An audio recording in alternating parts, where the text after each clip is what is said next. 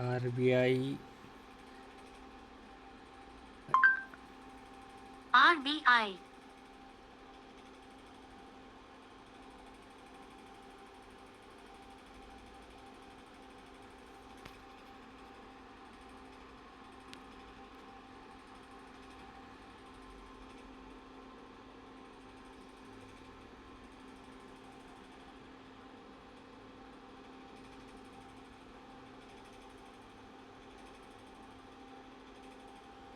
मई का महीना खत्म होने को है और जून की शुरुआत के साथ ही क्रेडिट कार्ड यूजर्स के लिए कई बड़े बदलाव होने जा रहे हैं। अगर आप भी क्रेडिट कार्ड का इस्तेमाल करते हैं तो यह खबर आपके लिए बेहद जरूरी है।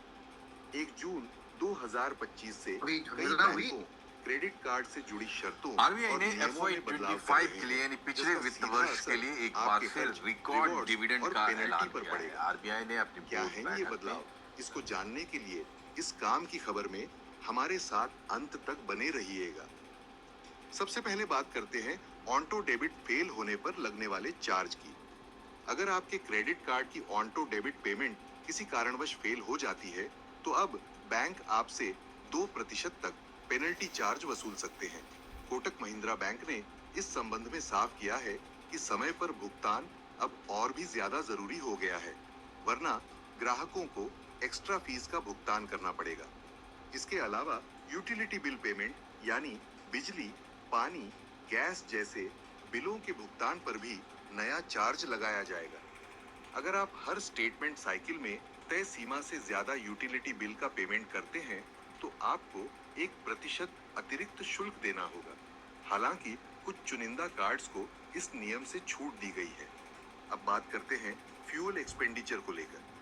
अगर ग्राहक एक निर्धारित सीमा से ज्यादा पेट्रोल, डीजल या दूसरे फ्यूल ऑप्शंस पर खर्च करते हैं तो उन्हें भी 1% का चार्ज देना होगा। लेकिन इंडियन ऑनेल कोटक कार्ड और कुछ प्रीमियम कार्ड धारकों को इस नियम से छूट दी गई है। यानी अब आपको अपने खर्च पर नजर रखना होगा ताकि अतिरिक्त चार्ज से बचा जा सके। इंटरनेशनल ट्रांजैक्शन करने वाले ग्राहकों के लिए भी एक अहम अपडेट है। अगर आप किसी इंटरनेशनल पेमेंट में DCC dynamic currency conversion service का इस्तेमाल करते हैं तो उस पर अतिरिक्त शुल्क लगाया जाएगा। इसके अलावा एजुकेशन से जुड़ी पेमेंट्स पर भी नए चार्ज लागू होंगे, जिनकी जानकारी बैंक की वेबसाइट पर उपलब्ध है। क्रेडिट कार्ड के रिवॉर्ड सिस्टम में भी बदलाव किया गया है। अब सालाना शुल्क माफ कराने के लिए जो न्यूनतम खर्च गिना जाएगा उसमें रेंट पेमेंट और वॉलेट ट्रांजैक्शन शामिल नहीं होंगे। साथ ही fuel, utility, insurance, rent, wallet top up, government payments, educational institutions और टोल या ट्रांसपोर्टेशन खर्चों पर अब रिवॉर्ड पॉइंट नहीं मिलेंगे। इतना ही नहीं, माइलस्टोन बेनिफिट्स की गणना में भी इंश्योरेंस, किराया, वॉलेट और कैश विड्रॉल शामिल नहीं किए जाएंगे। 1 जुलाई 2025 से axis rewards credit card holders को स्विगी पर खास छूट मिलने वाली है। ग्राहक प्रति कैलेंडर महीने में 2 बार 500 रुपए या उससे अधिक के ऑर्डर पर 150 रुपए की छूट पा सकते हैं, बशर्ते वह एक्सिस रिवॉर्ड्स प्रोमो कोड का इस्तेमाल करें। Credit card new rules.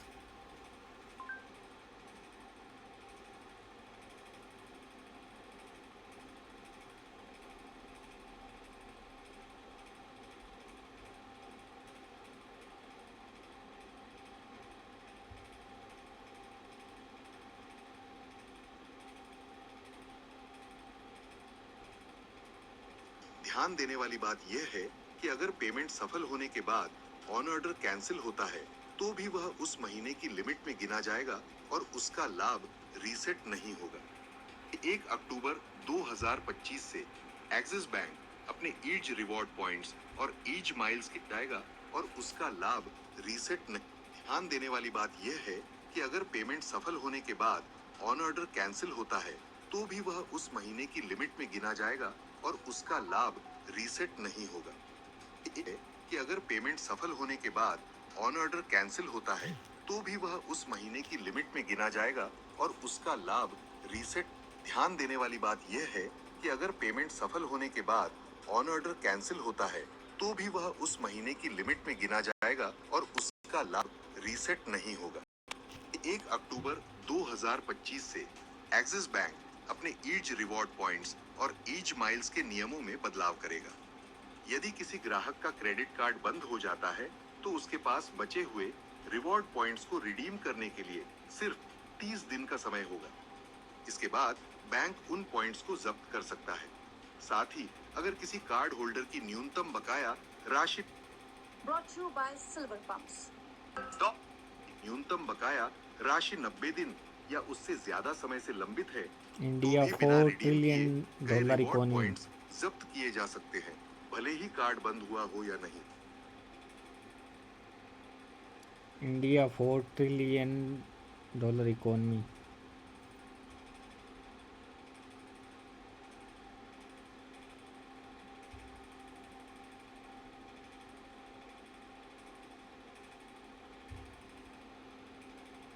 ये थे वो सभी अहम बदलाव जो जून, जुलाई और अक्टूबर 2025 से लागू होंगे। अगर आप क्रेडिट कार्ड का इस्तेमाल करते हैं तो अब जरूरी हो गया है कि आप इन नियमों को ध्यान से समझें और अपनी फाइनेंशियल प्लानिंग उसी हिसाब से करें, क्योंकि जरा सी चूक जेब पर भारी पड़ सकती है। आपको मई का महीना खत्म होने को है और जून की शुरुआत के साथ ही क्रेडिट कार्ड यूजर्स के लिए कई बड़े बदलाव होने जा रहे हैं। अगर आप भी क्रेडिट कार्ड का इस्तेमाल करते हैं तो यह खबर आपके लिए बेहद जरूरी है। 1 जून 2025 से कई बैंकों क्रेडिट कार्ड से जुड़ी शर्तों और नियमों में बदलाव कर रहे हैं, जिसका new rule for credit card from 1 जून।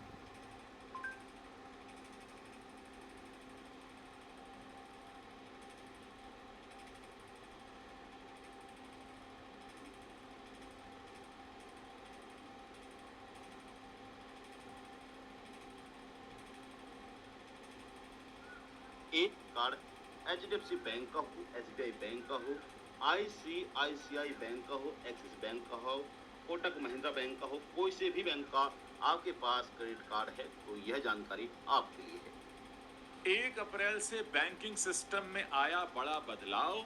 अब आपके जेब पर आई नई मुसीबत। एटीएम से पैसे निकालने पर लगेगा चार्ज। हो जाइए तैयार। अब मिनिमम बैलेंस रखना जरूरी नहीं, रखेंगे तो कटेंगे पैसे। विस्तार से आपको बताते हैं बैंकिंग सिस्टम में 1 अप्रैल से कौन कौन से बड़े बदलाव होने जा रहे हैं। देखिए, खबरों की दुनिया में जहां हर दिन कुछ ना कुछ नया होता है और आपकी जेब इंडिया सरपास जापान इकोनॉमी।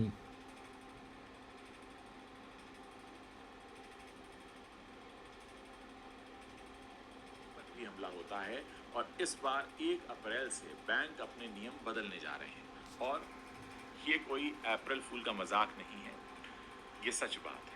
हालांकि आम आदमी की हालत देखकर लगता है कि मजाक तो शायद हमारी ज़िंदगी बन गई है। अब एटीएम चार्ज, सर्विस चार्ज और मिनिमम बैलेंस चार्ज में एक नया तड़का लगने वाला है। सोचिए, आप एटीएम से पैसे निकालने जाएंगे और जितना निकालेंगे उससे ज़्यादा तो हो सकता है चार्ज में कट जाए। पहले 5 बार फ्री था, अब 3 बार में ही फ्री की छुट्टी हो गई है। इसके बाद हर बार 20 से 25 रुपए का आपको झटका लगेगा। मिनिमम बैलेंस नहीं रखा तो पेनल्टी और ऊपर से लगेगा सर्विस चार्ज भी। मतलब बैंक अब आपकी जेब का पूरा हिसाब किताब रखेगा, आप चाहें या ना चाहें। तो भैया, आम आदमी की जिंदगी अब ऐसी हो गई है कि पैसे बचाने के लिए बैंक में रखो तो चार्ज, निकालो तो चार्ज और ना रखो तो भी चार्ज। लगता है बटुए में ताला लगाकर घर में गद्दे के नीचे पैसे छुपाने का पुराना तरीका ही सही था। खैर, तैयार हो जाइए, क्योंकि 1 अप्रैल से बैंक वाले कह रहे हैं पैसा दो नहीं तो पैसा ले लेंगे। चलिए आपको डिटेल में समझाते हैं कि अप्रैल से बैंकिंग सिस्टम में क्या क्या बदलाव होने जा रहे हैं। 1 अप्रैल 2025 से नया वित्तीय वर्ष शुरू हो रहा है। इसके साथ ही तमाम क्षेत्रों में कई नए नियम लागू होंगे। इन नियमों का असर सीधे ग्राहकों की जेब पर पड़ेगा। इन नियमों के चलते आपको कई सारे बदलाव महसूस होंगे। राघव चड्ढा एटीएम से पैसे निकालने, on यूपीआई taxes ट्रांजैक्शन, बचत फाइनेंस मिनिस्टर इन पार्लियामेंट।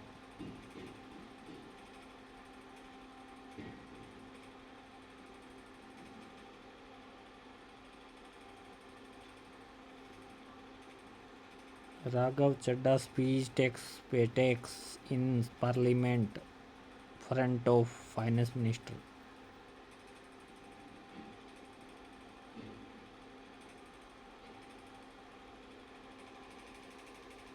लगा लगा कर सरकार ने एक देश के आम आदमी का खून चूस लिया। अब आप मानिए आप 10 रुपए कमाते हैं, उसमें से 3-3.5 रुपए आप इनकम टैक्स के माध्यम से दे देते हैं, 2 रुपए 2.5 रुपए जीएसटी आपका चूस लेता है, 1.5-2 रुपए आपका कैपिटल हुए हैं बैंकों को धोखाधड़ी रोकने, तकनीकी विकास का फायदा उठाने और ग्राहकों को बेहतर गेन टैक्स लगता है, सेस सरचार्जेस 1-1.5 रुपए के लग जाते हैं, तो मात्र 10 रुपए में से 7-8 रुपए तो सरकार के खजाने में चला जाता है। तो आम इंसान को मिलता क्या है, आम आदमी को मिलता क्या है? और सरकार जो हमसे इतना टैक्स लेती है उसके बदले में सरकार हमें देती क्या है? कौन सी ऐसी अंतर्राष्ट्रीय सेवाएं, world class health care, education, transport सुविधाएं सरकार बदले में देशवासी को देती है? मैं ये भी पूछना चाहता हूं। इसीलिए आज मुझे ये कहने में बिल्कुल भी गुरेज नहीं है that sir we in India today pay taxes like England to get services like Somalia. Sir पिछले 10 सालों में टैक्स लगा लगा कर सरकार ने एक देश के आम आदमी का खून चूस लिया। अब आप मानिए आप 10 रुपए कमाते हैं, उसमें से 3-3.5 रुपए आप इनकम टैक्स के माध्यम से दे देते हैं, 2 रुपए 2.5 रुपए जीएसटी आपका चूस लेता है, 1.5-2 रुपए आपका कैपिटल गेन टैक्स लगता है, सेस सरचार्जेस 1-1.5 रुपए के लग जाते हैं, तो मात्र 10 रुपए में से 7-8 रुपए तो सरकार के खजाने में चला जाता है। तो आम इंसान को मिलता है। एक world class health care, education, transport सुविधाएं सरकार बदले में देशवासी को देती है। मैं ये भी पूछना चाहता हूं। इसीलिए आज मुझे ये कहने में बिल्कुल भी गुरेज नहीं है that sir we in India today pay taxes like England to get services like Somalia.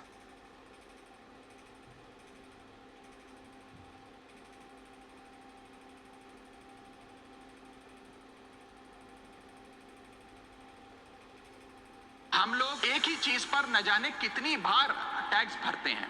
जैसे कि जब आप पैसा कमाते हैं तो इनकम टैक्स भरते हैं, उस इनकम से आप गाड़ी खरीदते हैं तो गाड़ी खरीदने पर जीएसटी देते हैं, जब गाड़ी खरीदते हैं तो रोड टैक्स भी सरकार आपसे वसूलती है, फिर रोड डेवलपमेंट सेस भी आपसे लेती है, अब आप मोटर इंश्योरेंस भी कराएंगे गाड़ी का तो उस पर भी जीएसटी लेती है, और उसके बाद आप जब पेट्रोल या डीजल भरवाएंगे उस पर भी सेस और वैट लेती है, और अंत में जब आप अपनी गाड़ी को सड़क पर चलाएंगे तो टोल टैक्स के नाम पर जनता से पैसा वसूलती है। इतने सारे टैक्सेशन ओवरलोड कर हम इस देश के आम आदमी का खून चूस रहे हैं। सर इस देश में इन्फ्लेशन पर भी जीएसटी लग रहा है। वो कैसे लग रहा है? एक प्रोडक्ट जो 100 रुपए का बिकता था उस पे 18% जीएसटी हुआ करता था, आज वो वस्तु महंगी हो गई, 100 से 150 रुपए की बिकने लगी, अब 18% 150 रुपए पे लगने लगा, यानी कि 50 रुपए की जो महंगाई है उस पर भी सरकार जीएसटी लेने लग गई है, which is GST on inflation. में जिन लोगों को अर्थशास्त्र के बारे में जानकारी नहीं है उनकी राय पे अगर बजट बनाएंगे तो इसी प्रकार के फ्लिप फ्लॉप्स देखने को मिलेंगे। क्या हमारे देश की वित्त मंत्री इन्फ्लेशन एडजस्टेड, क्या उन्हें इन्फ्लेशन का ज्ञान नहीं है? क्या वो जानती नहीं कि इस देश में महंगाई एक प्लेग की तरह फैलती जा रही है? सरकार का एक सूत्री मिशन है टैक्स, सरकार का कमीशन है टैक्स। जगने पे टैक्स, सोने पर टैक्स, हंसने पर टैक्स, रोने पे टैक्स, खाने पे टैक्स, पीने पे टैक्स, बच्चों की पढ़ाई पे टैक्स, बुजुर्गों की दवाई पर टैक्स, फसलों की बुआई पे टैक्स, ट्रेन और यात्रा हवाई जहाज पर टैक्स, खरीदने पर टैक्स, बेचने पे टैक्स, फैलने पे टैक्स, समेटने पे टैक्स, सड़क पे टैक्स, आसमान पे टैक्स, गाड़ी पे टैक्स, मकान पे टैक्स, सपनों पर टैक्स, अरमान पे टैक्स, खुशी पर टैक्स, मुस्कान पर टैक्स, दिन रात की गाड़ी कमाई पर टैक्स, किताब पर टैक्स, सियाही पे टैक्स, सब्जी पर टैक्स, मिठाई पे टैक्स। सरकार जनता से वसूल रही है बीजेपी से दिल लगाई पर टैक्स। हम लोग एक ही चीज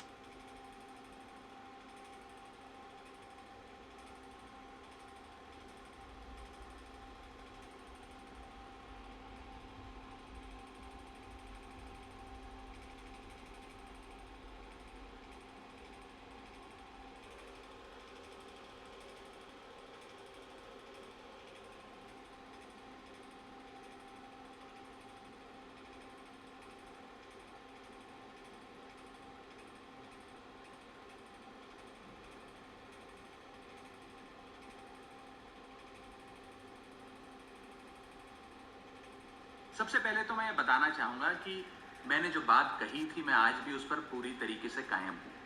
ये 12 लाख रुपए की जो टैक्स रियायत दी जा रही है सरकार द्वारा, ये ना ही टैक्स एग्जेम्पशन है, ना ही टैक्स डिडक्शन है, सिर्फ और सिर्फ टैक्स रिबेट। यानी कि 12 लाख रुपए से ऊपर अगर आप आमदनी कमाते हैं एक वित्तीय वर्ष में, तो आप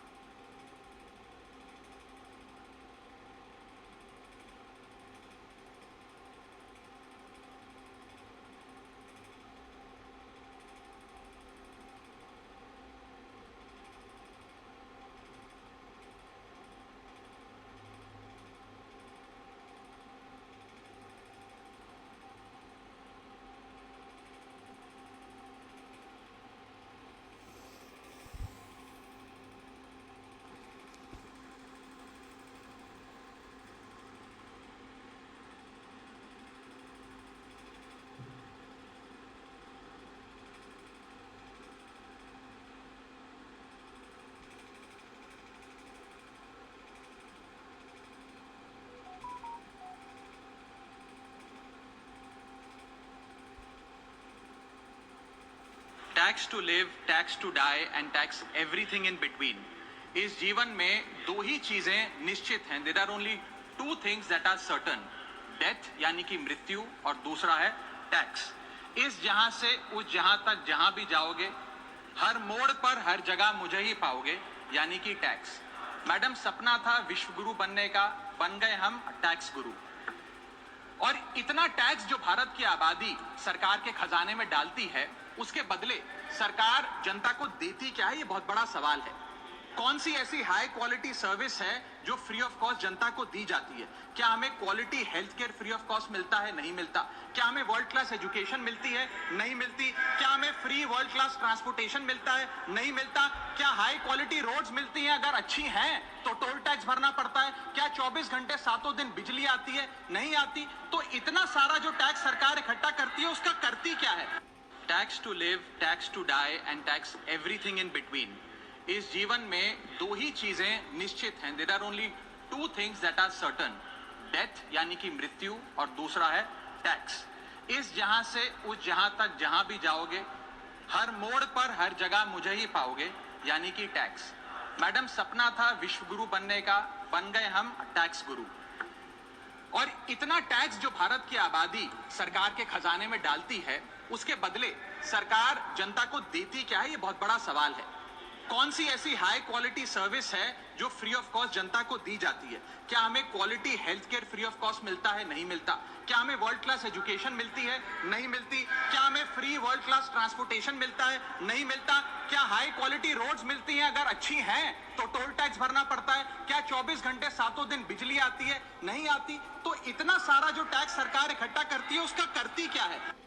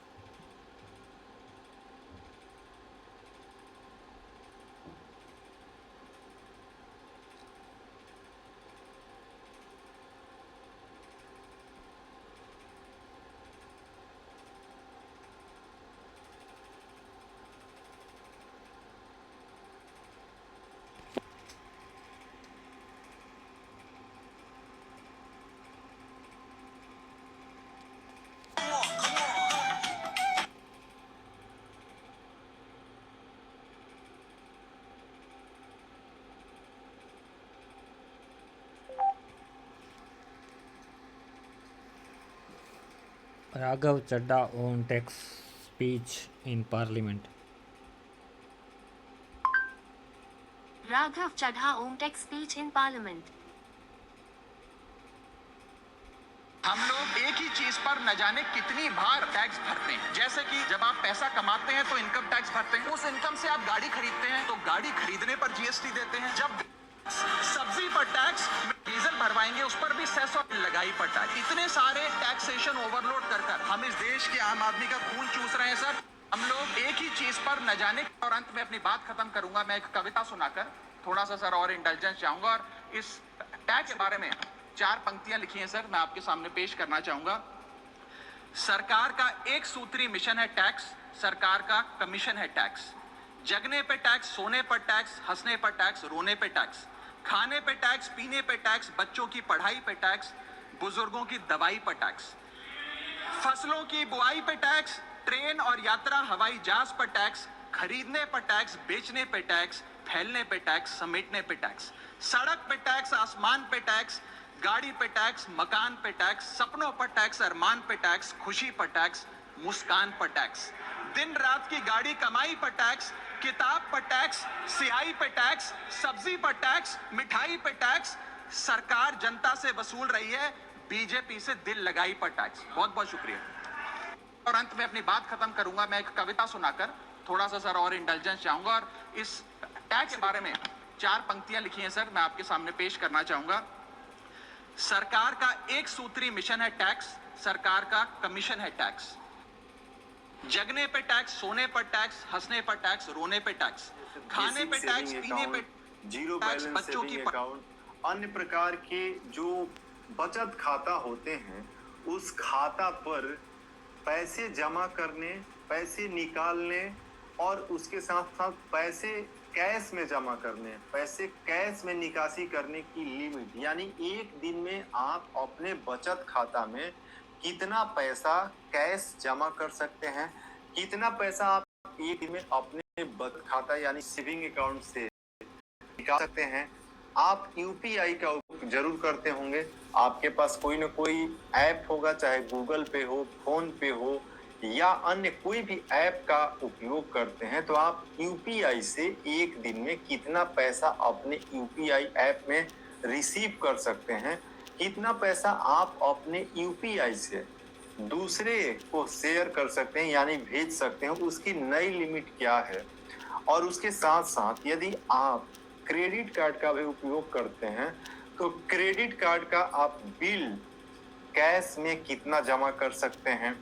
आप अपने सेविंग अकाउंट से यदि एफडी करते हैं यानी फिक्स डिपॉजिट करते हैं तो आप कितना पैसा जो है एक वित्तीय वर्ष में या एक दिन में जो है फिक्स कर सकते हैं, उसकी नई लिमिट क्या है। आप ध्यान पूर्वक वीडियो देखिएगा, क्योंकि देखिए जो जानकारी है उसको समझना जरूरी है और बिल्कुल डरने की जरूरत नहीं है। आप जानकारी समझ करके आप ये तय कर सकते हैं कि आप अपने बैंक अकाउंट का जो संचालन है या फिर कैश में जो लेन देन है उसको आप लिमिट में करें और उस लिमिट को आप क्रॉस ना करें। उसके साथ साथ आप देखिए बहुत सारे लोगों के पास एक से ज्यादा बैंक अकाउंट है यानी सेविंग अकाउंट है, तो एक बैंक अकाउंट है या फिर 2 है या फिर 3 है या फिर 4 है, तो जो नई लिमिट है क्या वे एक बैंक अकाउंट के लिए है या फिर चारों को मिला करके है, ये भी समझना जरूरी है।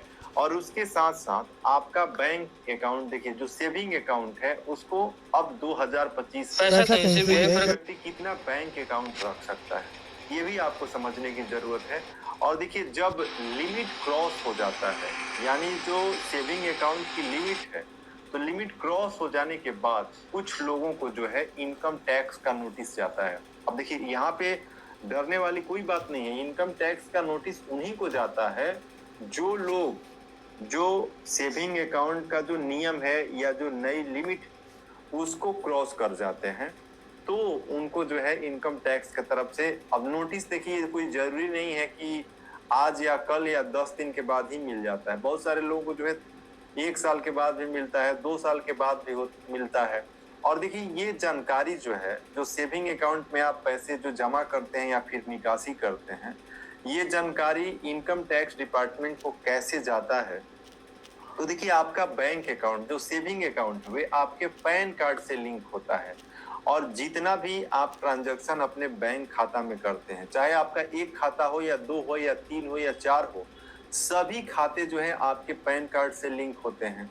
तो सभी खाते की जो जानकारी है वे इनकम टैक्स डिपार्टमेंट को स्वतः ही चला जाता है। और जो देखिए लिमिट की क्राइटेरिया है, उस लिमिट को जब बैंक अकाउंट आप क्रॉस करते हैं तो आयकर विभाग के पास पैन कार्ड से ये मैसेज या इंफॉर्मेशन वहां पे शो हो जाता है, क्योंकि एक एक करके सारे लोगों का खाता इंक्वायरी तो इनकम टैक्स डिपार्टमेंट नहीं करता है। देखिए आज एआई का जमाना है, तकनीक का जमाना है और सारी चीजें जो है ऑनलाइन कर दी गई है। आपका जो है अकाउंट आधार से भी लिंक है, पैन से भी लिंक है, तो इस तरीके से इंफॉर्मेशन शेयर की जाती है। अब आप पूरा वीडियो ध्यान से